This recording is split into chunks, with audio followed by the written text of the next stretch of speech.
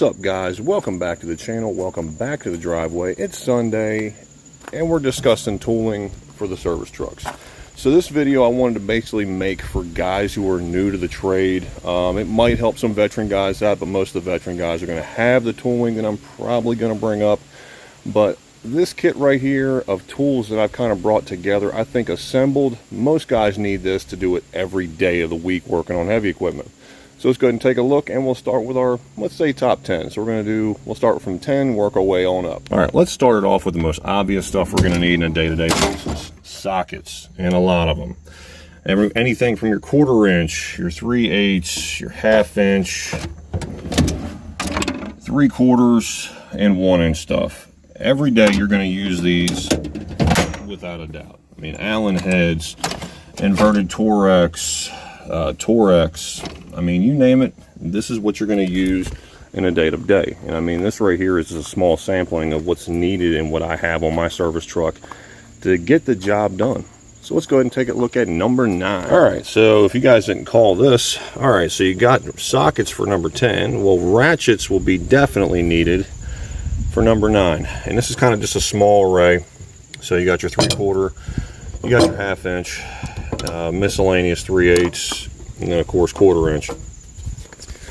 Without this little sampling right here of ratchets, it makes my job that much more difficult. So, I mean, you can use a lot of tools to do the job, but ratchets are probably going to come into play just about every day. Let's go to number 8. All right, so I guess no surprise here, okay guys? So we're not doing any surprises. Number 8 has got to be pneumatics. Your air guns. Without these, you ain't spinning them sockets either. And let's be honest, you ain't going to sit out there with a 3/4 inch ratchet trying to break track pads or segments. So 1 inch gun, 3/4, 1/2 inch. These 3 alone you must have on the truck. If you're a shop guy, you can probably get away with just 3/4 inch, 1/2 inch. But without these 3 babies, it makes the job that much more difficult. And actually, for 1/2 inch guns, I usually run between 2 and 3 because we just beat the hell out of them so much every day. All right, so number 7. All right, this is probably the most technical thing I guess we're probably going to get into today, but torque wrenches. I've got a 3/8 digital, which does your Newton meter, inch pounds, foot pounds. Goes up to about, I want to say it's about 10 to 100.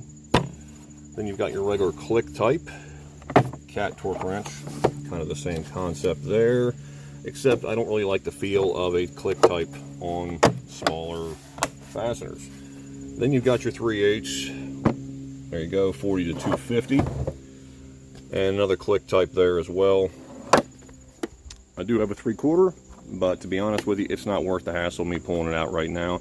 Most guys can get away with, I'd say, 2 out of the 3 that I've displayed here and get the job done fairly easily. All right, so I was told a long time ago, this kit right here, or any kit like it, will be needed for anybody just starting out, and it saves me a lot more every day. Number 6 has got to be your tap and die kit.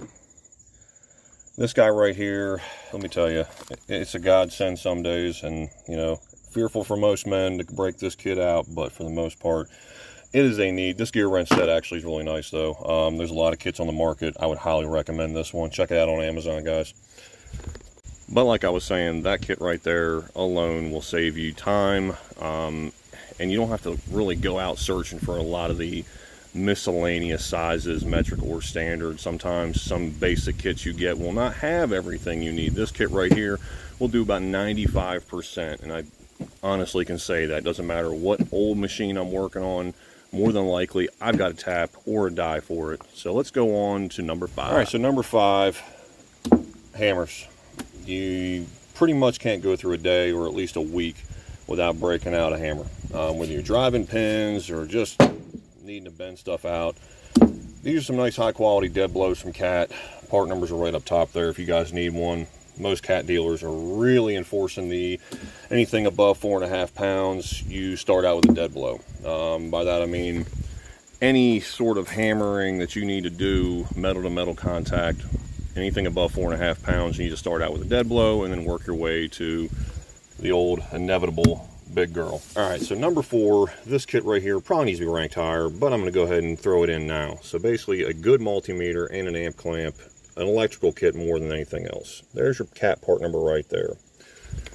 Now you're saying to yourself, why would I need to buy this kit? Well, one, you get it all in one. You get your amp clamp, which again, you're going to pretty much use on any charging system that you're going to be testing load on, anything to that degree. Now, as far as the multimeter goes, that is probably one of the best multimeters I've ever had. I've got a Fluke as a backup. This guy right here is the gamer. It's in the bag every day. It can do your load, your duty cycle, your pulse width modulation sensors. All that can be done through that meter. And then, of course, your basic functions, your ohm readings, and voltage, and so on and so forth. But that kit right there alone has saved my butt more times than I want to admit to. And so number 3, ta-da, gauges. You're going to need gauges every day. You're going to need test lines, as long as you can get them some days. And possibly need the spaghetti lines for any sort of jive line hoses and what have you, or circuits you're testing. Without those, you're not getting anything done. You're assuming, and you can't always base everything off of what ET says, as sensors can go bad, and obviously it's not the same. You need to actually feel it to a certain degree, see the numbers move, and I think a mechanical gauge will always give you a little bit better reading, accurately wise, than a sensor will any day of the week. All right, so number 2, I believe, and I use this every damn day, which is the blue cap kit that Cat puts out. This kit right here, other dealers buy them and use them, and I know mine's old, beat up, janky. It's probably got oil in the lines.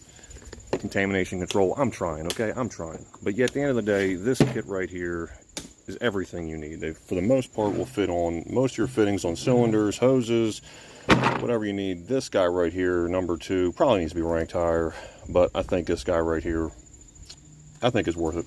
All right, so you guys ready for number 1? I think number 1 is the most important thing. The reason why you're on the road, why you do what you do, and probably the best set of hands you're ever going to have next to your own, the service truck. Of course, you got to have a service truck. You got to have a good crane. You got to have a good air system.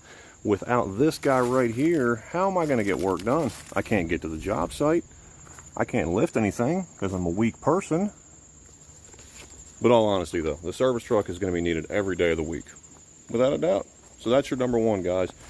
All right, before I close out the video, if there's anything that you guys think I missed, I mean, again, this is my personal top 10. Hopefully it helps you guys out. But if there's something I missed, you guys want to go ahead and add to it, by all means, leave them in the comments below. If you guys like these videos, maybe I do some more, we go more technical, more in-depth, by all means, again, leave them in the comments below. But as you guys always do, like, share, subscribe, P-Pump the world. I'll see you guys in the next video.